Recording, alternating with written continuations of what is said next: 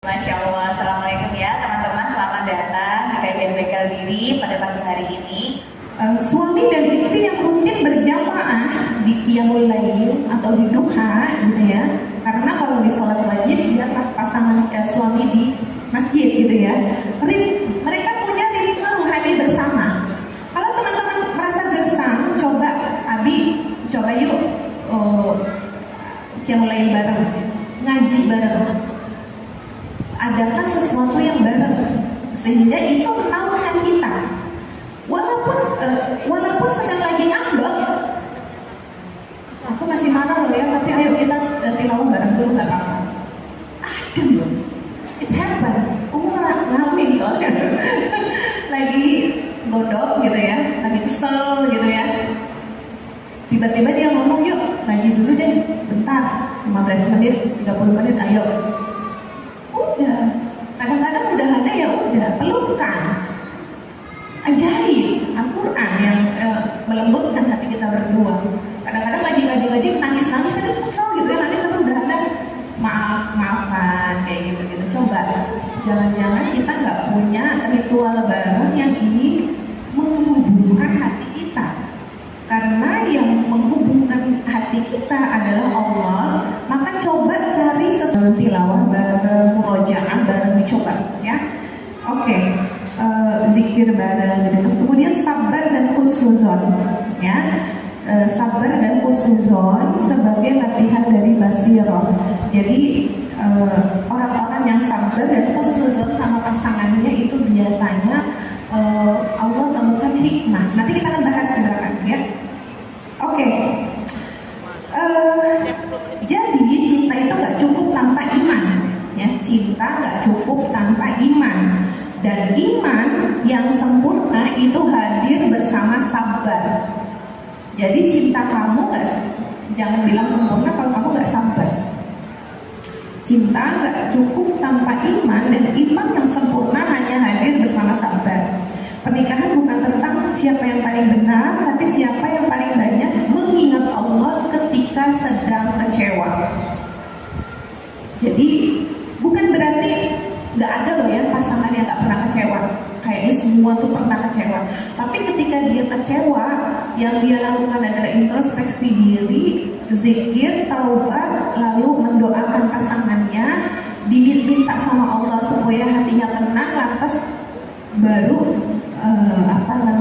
menyelesaikannya. Itu akan beda. Kita akan bahas nanti ya. Oke. Nah, kita akan bahas sedikit lebih dalam lagi sekarang. Kita akan masuk ke teori psikologinya, ya. Jadi apa sih yang membuat kita dan pasangan itu bisa sama-sama sehat mental, gitu ya? Jadi pertama ada teori attachment. Di situ dibilang bahwa manusia itu sejak bayi memiliki kebutuhan untuk merasa aman dan dekat, gitu ya, secara emosional pada sesuatu orang yang stabil emosinya, supaya dia merasa aman dengan orang itu. Ini teori attachment, gitu ya. Nah, dalam konteks pernikahan, pasangan suami kita harapkan dia menjadi secure attachment kita, gitu ya. Kita lagi sedih, kita ke pasangan, kita lagi marah, kita ke pasangan. Nah, suami yang bisa menjadi secure attachment dari istrinya itu biasanya punya keluarga, pernikahan yang sehat secara mental. Tapi permasalahannya nggak semua suami secure secara punya emosional stabil, gitu ya. Dan kadang awalnya suami ini emosional stabil, tapi istri terlalu meracuni dirinya sampai ketularan. Karena emosi itu menular. Pernah nggak dulu suami rasanya sabar, kita marah-marahin mulu, kita ngomel-ngomel mulu, karena cara kita attach ke dia salah, teknik kita attach ke dia salah. Padahal kita cuma pengen dipupuk, tapi dengan cara ngomel. Pada akhirnya suami yang sabar itu berubah menjadi pemarah juga.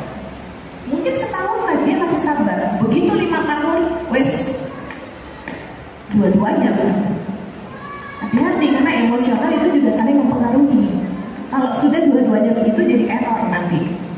Oke? Nah, ini kita belajar dari teori psikologinya dulu ya. Jadi implikasi dalam rumah tangga gimana? Pasangan itu kan kita harapkan sebagai secure base ya. Ketika seorang ibu didukung secara emosional, dia akan lebih percaya diri, stabil, dan berfungsi sebagai ibu secara optimal. Sebaliknya, kalau tidak, ibu akan stres, gitu ya, karena anxious attachment. Jadi ibu khawatir berlebihan, merasa ditinggalkan, atau avoidant attachment, menarik diri, menutup emosi, nggak mau cerita lagi sama pasangan. Nah, ini yang membuat istri mudah tersinggung, kehilangan motivasi, menarik diri dari interaksi sosial, bahkan dari spiritual. Males ngaji lagi, males sholat lagi, karena suami nggak menjadi secure base, gitu ya. Jadi sebenarnya simple. Suami ibu pengen suami jadi secure base, tapi karena suami nggak paham, akhirnya men-trigger kesehatan mental ibu, jadi anxiety. Sebenarnya simple. Nah ini sebenarnya ini kan teori psikologi ya. Jadi perempuan itu butuh secure base.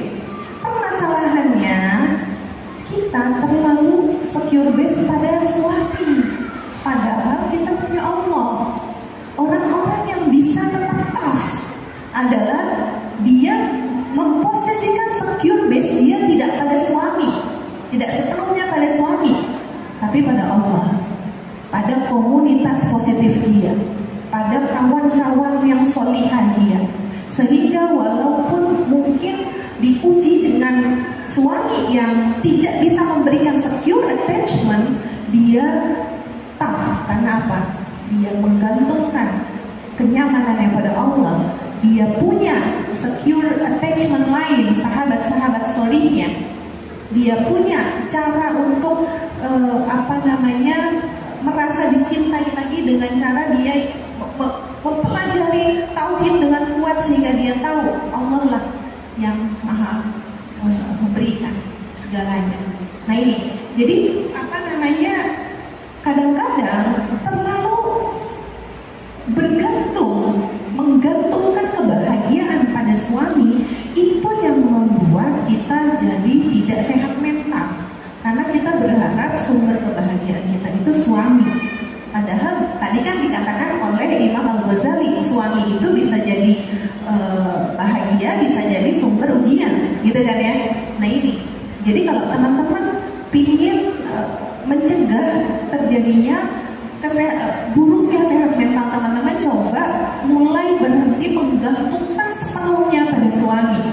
Cari zat lain, dialah Allah ya, tempat kita menggantungkan kebahagiaan kita. Temukan kebahagiaan lain. Sehingga bukan berarti kita nggak pada akhirnya cuek sama suami, enggak. Ketika kita mental kita sehat, karena kita paham sumber kebahagiaan kita adalah suami, gitu ya, kita bisa pelan-pelan memperbaiki di dalam rumah tangga ini dengan waras. Gitu. Contoh ya, contoh Ummu sendiri. Qadarullah dapat pasangan yang tidak romantis, sama sekali tidak romantis. Apakah fitrah perempuan ingin diromantisin ya?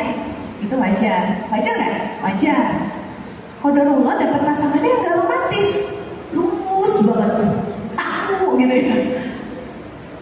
Kalau dari awal sudah mengekspektasikan sepenuhnya dan berharap sumber bahagia hanya romantisme suami, saya sudah bubar, gitu ya. Jadi tetap cari kebahagiaan lagi, tapi romantisme ini bisa sambil belajar. Jelasin baik-baik, maunya istri begini, maunya aku gini, dia belajar, sama-sama belajar. Bisa, alhamdulillah, lama-lama bisa.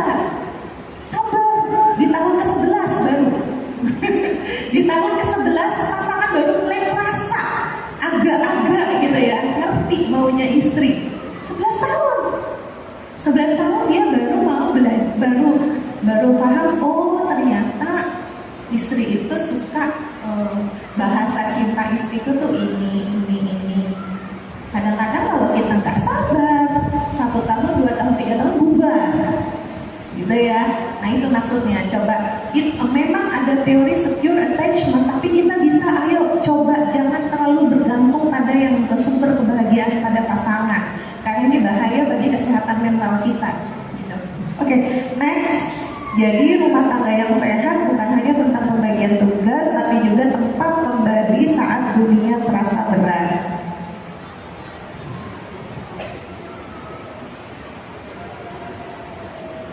Kemudian yang teori psikologi lain yang ini bisa kita kulik untuk kesehatan mental di rumah tangga adalah cognitive behavior teorinya Aaron Tibeck.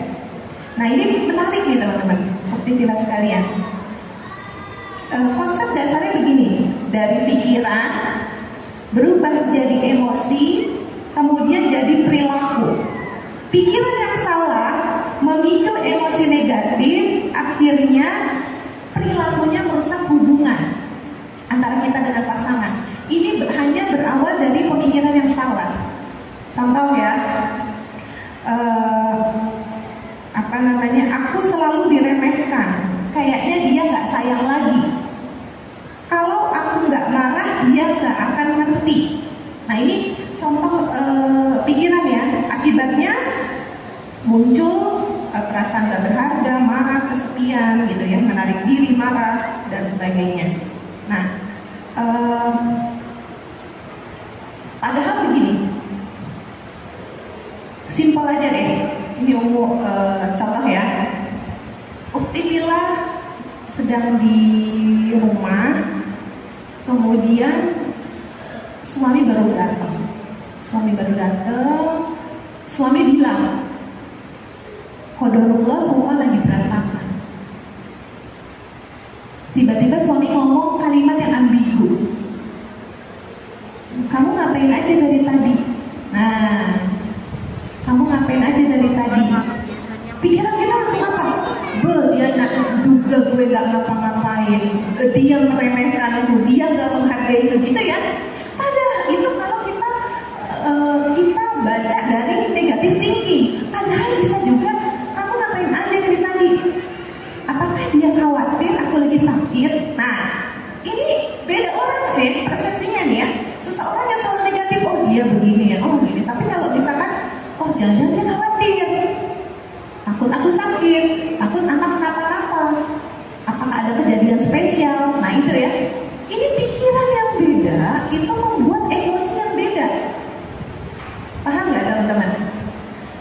Jadi ketika ada sesuatu yang ambigu datang, jangan buru-buru direspon, tapi coba dikonfirmasi dulu. Maksud Abi apa ya? Nggak ngapa-ngapainnya itu apa ya? Maksudnya, jadi jangan emosi dulu langsung lempar sesuatu. Kenapa aja ini dari pagi aku lo gini ya? Jangan, nggak usah. Tanya dulu. Nah kadang kita nggak bisa latihan pause. Salah satu kecerdasan emosi itu kita punya kemampuan untuk menjeda antara respon yang masuk dengan reaksi. Diam dulu 2 menit. Maksud dia apa ya? Apakah khawatir aku sakit? Karena kadang-kadang ibu-ibu itu begitu ada respon negatifnya yang keluar. Coba tanya dulu, Abi maksudnya apa gitu ya? Nanyain aktivitas aku dari pagi, mau aku jelasin, nah gitu. Tanya. Jadi nggak usah direspon. Kayaknya dia menduga mager. Kayaknya dia menduga aku cuma scrolling sosmed. Padahal belum tentu. Gitu ya. Nah ini maksudnya kadang-kadang pikiran negatif dan pikiran positif itu nyata, tapi dia beneran ada, valid, tapi belum tentu itu sesuai dengan fakta. Makanya tanya ke pasangan, maksud kamu ngomong itu apa? Sebelum kita bereaksi marah, gitu ya. Jangan terburu-buru, gitu ya.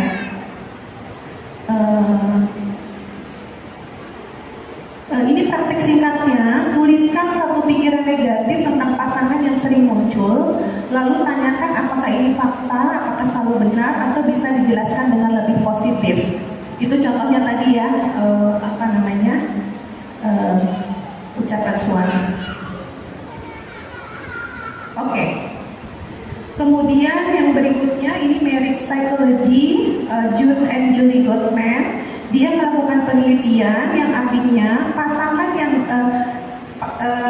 ada 4 musuh komunikasi. Boleh kata next? 4 musuh komunikasi. Yang pertama adalah criticism. Jadi kritik yang salah gitu ya. Contoh nih ya, kamu tuh egois banget. Ini membuat pasangan itu defensif, nggak mau nerima kritik. Tapi coba ganti dengan contoh ya, Abi kayaknya yang itu tuh yang kamu contoh ya.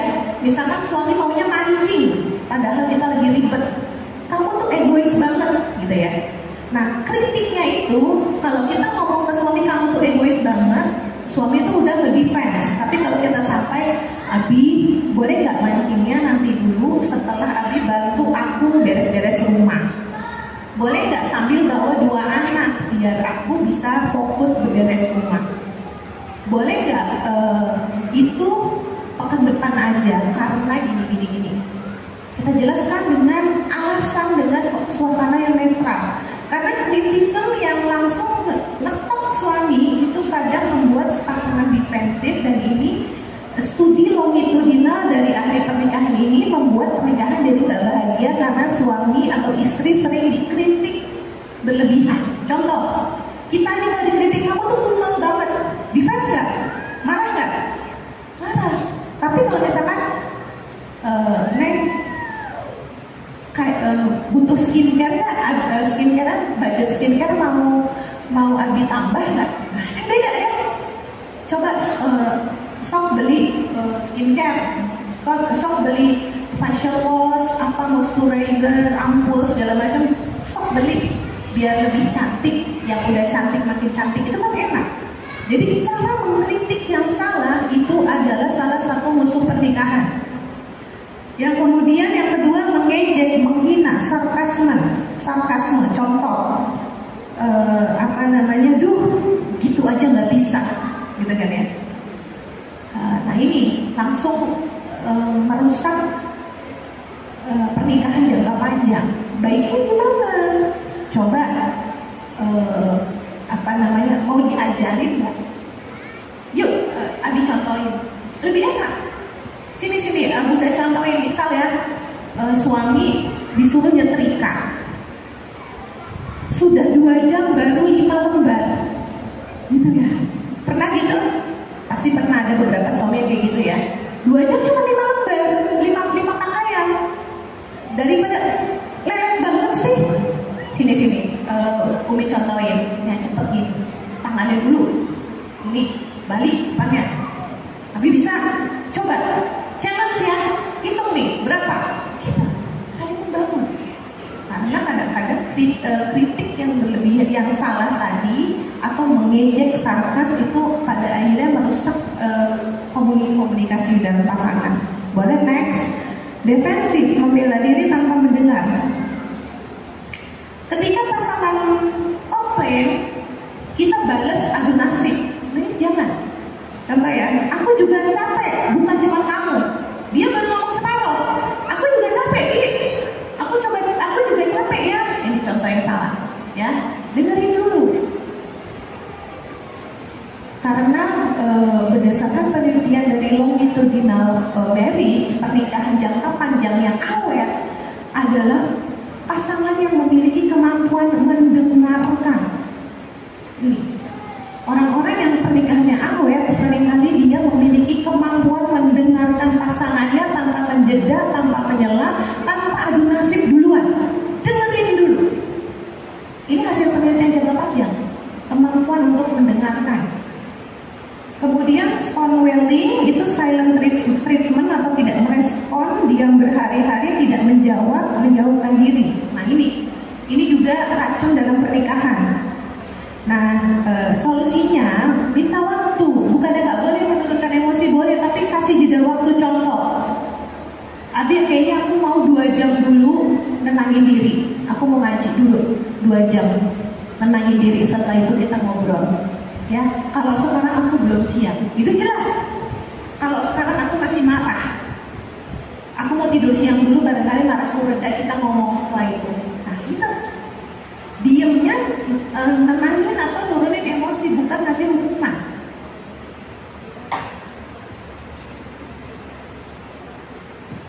Itu ya. Jadi ini temuan dari ahli pernikahan ini adalah cinta bukan sekedar perasaan tapi tindakan, hadir secara emosional, mendengar tanpa menghakimi, dan terus untuk memahami. Nah ini checklist, teman-teman coba cek apakah aku masih sering mengkritik pasangan berlebihan, mengeluh berlebihan, apakah aku memberi waktu yang benar-benar mendengar pasanganku, apakah aku bisa menahan diri dari membalas dengan sarkas dibalas sarkas. Udah itu rumah tangga jadi lautan api ya. Silent treatment balas silent treatment, ngomel balas ngomel. Aduh, nggak demikian ya. Kalau kita kepingin rumah tangga kita sakinah mawaddah warahmah. Nah, sebelum kita pembahasan yang lebih lain, Umu ingin mencoba mengingat, kita coba gali belajar dari sirah Rasulullah dan para salafus salih ya. Pertama, kisah ujian pernikahan dari Rasulullah dan Aisyah radhiyallahu anha. Kita sama-sama tahu ya, ini hadis yang sangat populer dalam suatu riwayat sahih. Aisyah radhiyallahu anha pernah merasa cemburu kepada istri Rasulullah. Bahkan ada momen ketika Aisyah memecahkan piring saat sedang marah. Rasulullah alih-alih memahami, Rasulullah malah berkata ibumu sedang cemburu, gitu ya. Lalu beliau tinggal mengganti piring yang pecah tanpa menyakiti sedikit pun perasaan ibunda Aisyah. Nah hikmahnya apa? Rasulullah sedang mempraktikkan active listening, lihat, amati. Rasulullah nggak berkata apa-apa. Ibunda Aisyah ngomel segala macam, didengerin aja sama Rasulullah gitu ya. Empati dan pemahaman karena Rasulullah paham ibunda Aisyah sedang meledak. Karena ada satu sahabat lain, Abu Darda ini punya rahasia pernikahan yang unik karena beliau itu salah satu sahabat Rasulullah yang pernikahan yang paling adem ayem. Ketika ditanya oleh salah seorang sahabat, apa rahasia pernikahanmu? Abu Darda bilang, kami gak pernah marah bareng. Kalau satu marah, aku ngademin.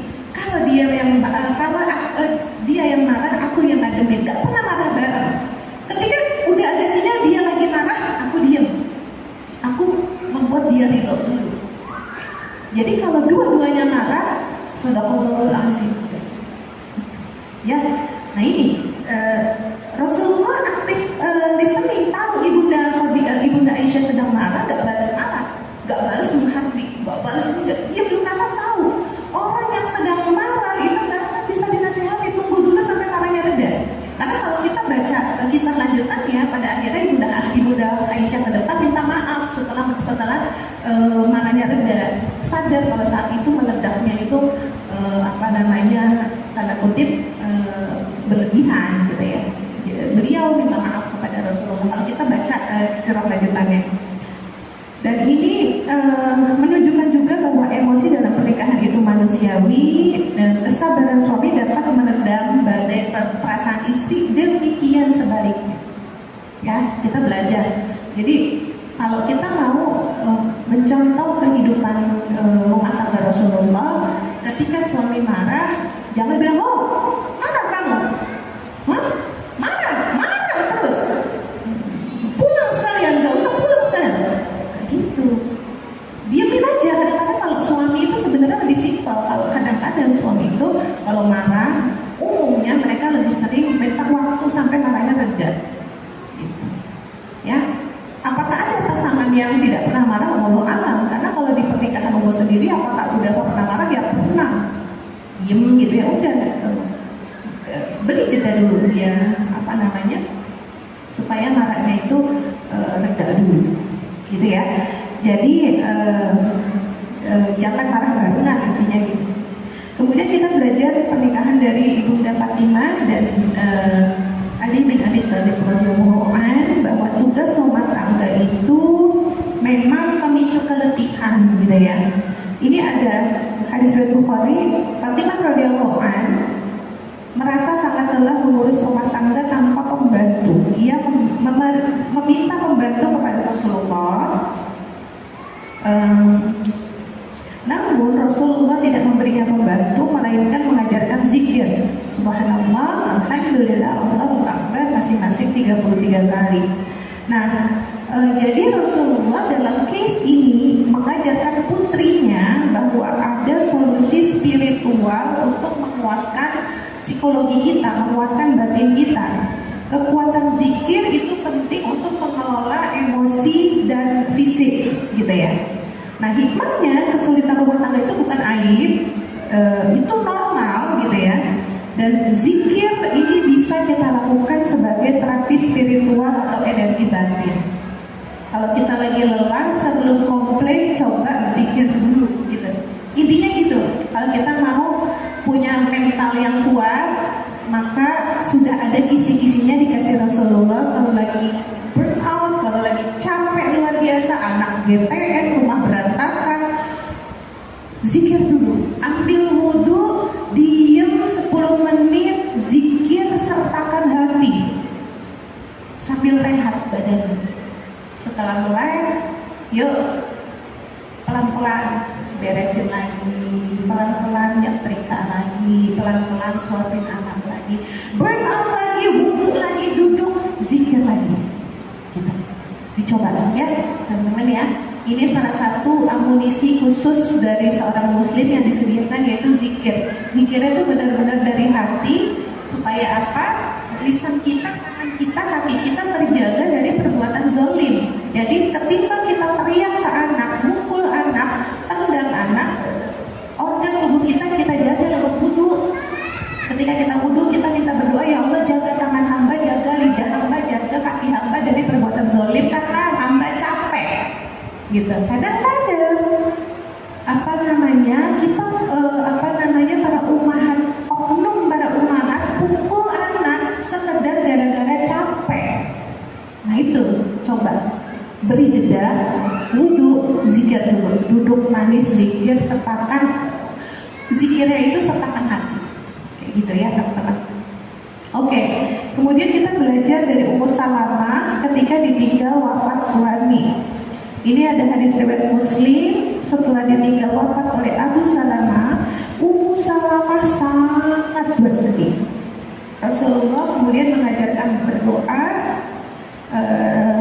dalam duka, gitu ya, dan tidak lama kemudian pada akhirnya Ummu Salamah ini menikah dengan Rasulullah. Jadi hikmahnya kadang-kadang ujian pernikahan itu gak abadi, dan kadang-kadang di depannya itu ada sesuatu yang manis di depannya. Ini pelajaran kalau teman-teman yang qadarullah diuji suaminya meninggal atau diceraikan suaminya, sedih itu wajar, gitu ya.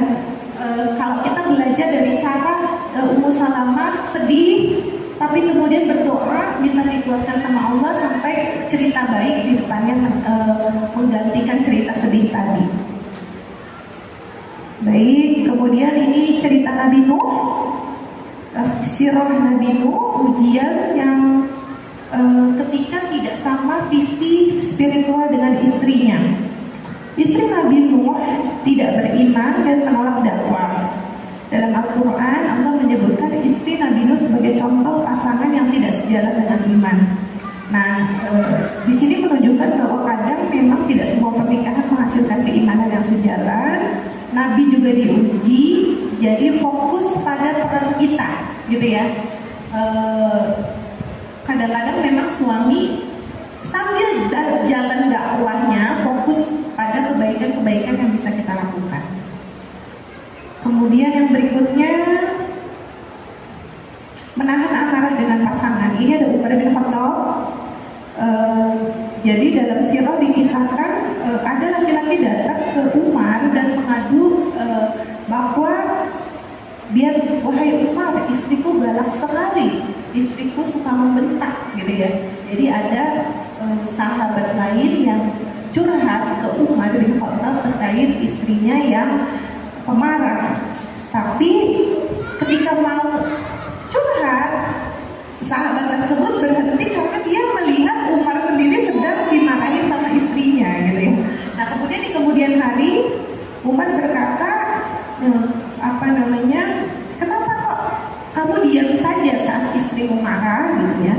Kemudian Umar berkata, dia memasak makananku, mencuci pakaianku, menyusui anak-anakku, tidak pantas aku tidak bersabar padanya. Jadi kadang-kadang ketika mendapat perlakuan yang tidak nyaman, ini hikmahnya ya, coba cari tahu jasa-jasa dia. Suami lagi ngeselin, oh iya, tapi dia bangun pagi, pulang malam, cari uang buat kerja gitu ya. Dia begini, dia begitu, dia begitu. Cari hal positifnya, itu akan meredam amarah kita. Karenanya penting kalau teman-teman mau untuk mengontrol emosi teman-teman, coba buat daftar kebaikan suami. Kalau dia lagi ngeselin, lihat daftar itu. Oh dia begini baiknya, ada baiknya juga, ada baiknya juga. Gitu ya. Baik sama mamaku, baik sama bapak yang baik buat anak-anak, itu akan membuat kita lebih sabar. Oke.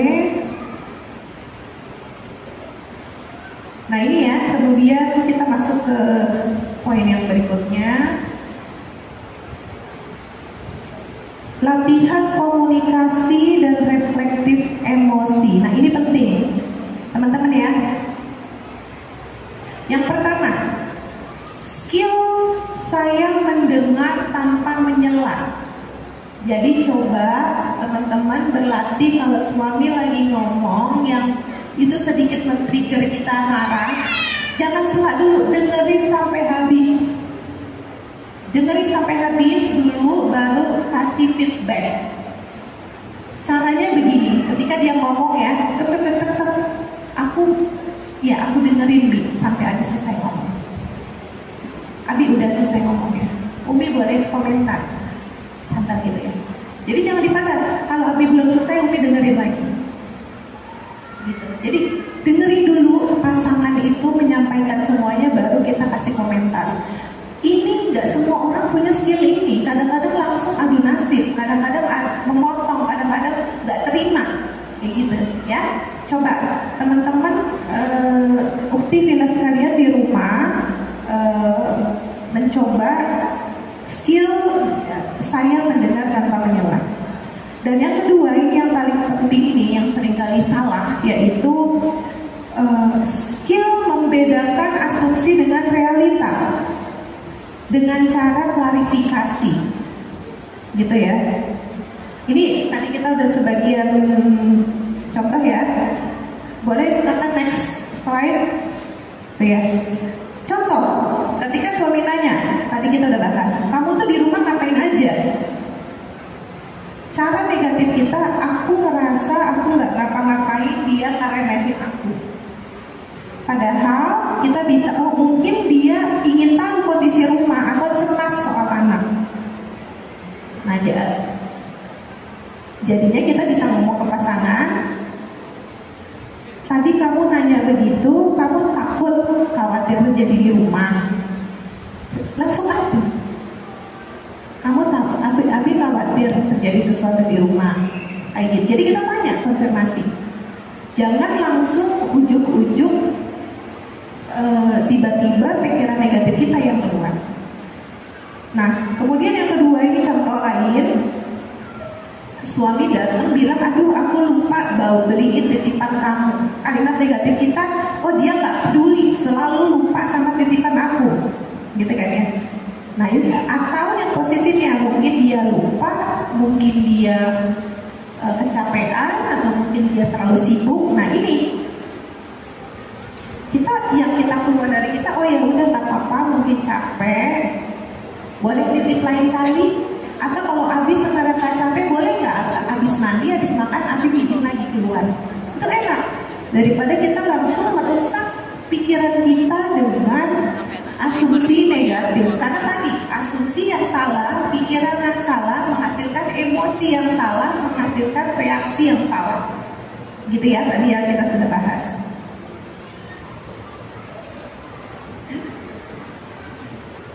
Nah ini contoh lagi, kok kamu beda ya sekarang, makin lama makin beda gitu ya. Misalkan suami bilang begitu, kita yang negatif tinggi suka bilang, oh dia udah gak sayang, dia kecewa banget sama aku ya, apa aku jadi jelek, apa aku jadi gemuk, apa aku jadi gimana nih, kenapa dia ngomong kok kamu beda. Atau kalau kita punya sudut pandang yang positif, oh mungkin dia ngerasa hubungan kita lagi perlu diperbaharui. Jadi yang keluar itu tadi katanya beda ya. Maksud Abi apa ya? Coba deh, yuk kita sama-sama bikin ini nggak beda lagi. Jadi beda teman-teman.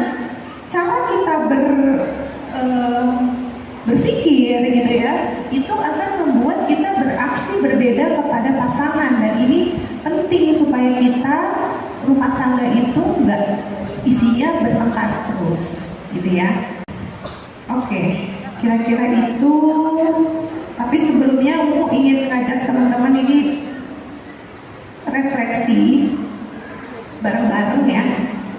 Kira-kira pernikahan teman-teman sehat atau enggak gitu ya, sehat bagi jiwa atau enggak. Kita akan refleksi bareng-bareng. Ada 20 pertanyaan yang akan aku kasih gitu ya. Teman-teman kasih nilai dari tiap nomor. Kalau teman-teman sangat tidak setuju 1, makin setuju makin besar ya. Setuju sekali itu 5 ya. Catat semua nilainya, nanti jumlahin supaya kita tahu rumah tangga kita itu seperti apa. Nah kalau teman-teman belum berumah tangga, coba di rumah aja, kondisi di rumah dengan orang tua ya. Oke, coba tentang komunikasi dan keterbukaan. Nomor 1, teman-teman kasih nilai ya, 1 sampai 5. Karena ada 20 pertanyaan, jadi nilai maksimal nanti 80.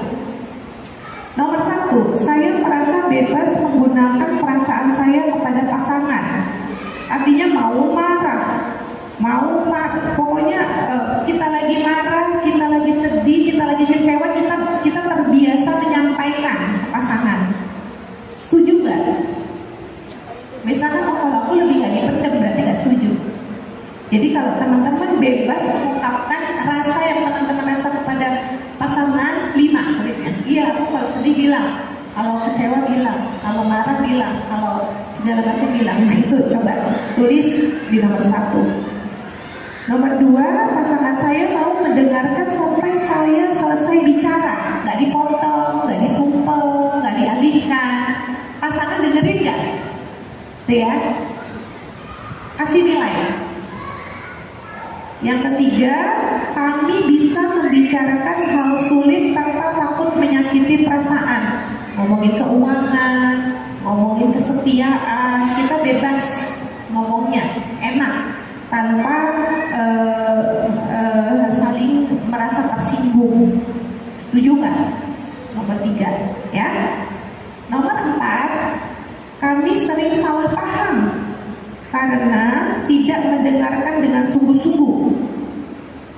Nah, sering salah paham nggak? Karena tidak mendengarkan dengan sungguh-sungguh. Kasih nilai, setuju atau enggak? Jadi kita nggak pernah, ternyata saya salah paham karena saya nggak pernah dengerin dia. Tiba-tiba ngasih reaksi tanpa dengerin gitu. Yang kelima, saat terjadi konflik kami berusaha menyelesaikannya dengan tenang. Yang keenam, saya merasa saya dihargai oleh pasangan. Nah ini, yang poin A itu coba dikerjakan dulu, kasih waktu 1 menit, nilai dulu ya. Nomor 1 berapa, nomor 2 berapa, nomor 3 berapa.